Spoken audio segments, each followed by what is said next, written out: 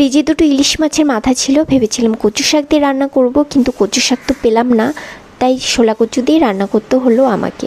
খেতে কিন্তু অসাধারণ হয়েছিল। দেখে নাও রেসিপিটা। কড়াইতে তেল গরম করে দিয়ে দিলাম হচ্ছে শোলা কচু আর আলু, ভালো করে নেড়ে নেব। এরপরে দিয়ে দেব হচ্ছে নুন আর হলুদ গুঁড়ো।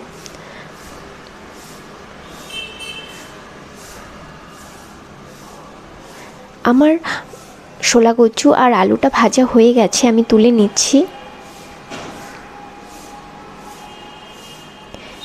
খানিকটা তেল দিয়ে ভালো করে তেলটা গরম করে দিয়ে দেবো হচ্ছে মাছের মাথাটা। মাছের মাথাটা আমি সেরকম ভাজিনি, কারণ ইলিশ মাছের মাথা তো, তাই আমি মাছের মাথাটা তুলে নেব। এরপরে দিয়ে দেবো হচ্ছে দুটো কাঁচা লঙ্কা আর খানিকটা কালো জিরে, ভালো করে নেড়ে নেব। এরপরে দিয়ে দেবো হচ্ছে মশলাটা। মশলার মধ্যে আছে আদা, জিরে, লঙ্কা বাটা। এরপরে দিয়ে দেবো টমেটো, নুন আর হলুদ গুঁড়ো, ভালো করে নেড়ে নেব। মশলাটা ভালো করে কষিয়ে নেব।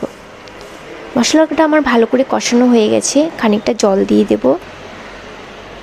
এরপরে দিয়ে দেবো হচ্ছে কচু, আলু আর দুটো মাছ যে ভেজেছিলাম সেটা ভালো করে ভেঙে নিয়েছি, ওটাই আমি দিয়ে দেবো।